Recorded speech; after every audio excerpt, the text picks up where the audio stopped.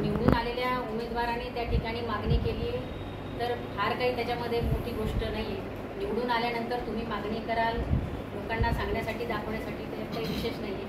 निवडणुकीच्या दरम्यान तुम्ही हे मतदान करून घेतलेलं आहे, हा आम्ही या ठिकाणी आरोप केवळ करत नाही आहे, तर आम्ही निवडणूक आयोगाकडे माननीय उच्च न्यायालयाच्या माध्यमातून CCTV फुटेजची सुद्धा मागणी केलेली आहे।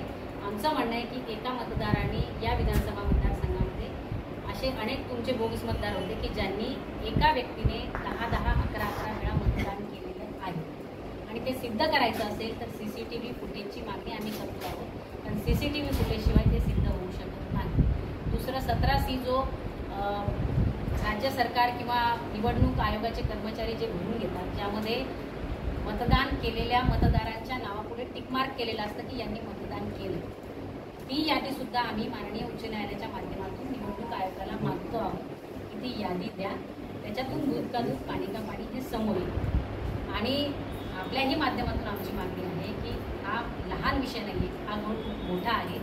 प्रामुख्याने जी लगतची गावं आहेत बुलढाणा शहराच्या, सुंदरखेड असेल, सागवण असेल, ज्या मोठ्या ग्रामपंचायती आहेत त्यांच्यावर डोळा ठेवून आणि त्या सगळ्या निवडणुकीत घोळ करता यावा यासाठी मोठ्या प्रमाणात या मोठ्या ग्रामपंचायतीमध्येही घोळ झालेला आहे, हे उदाहरणादाखल आपल्याला आम्ही सांगतो।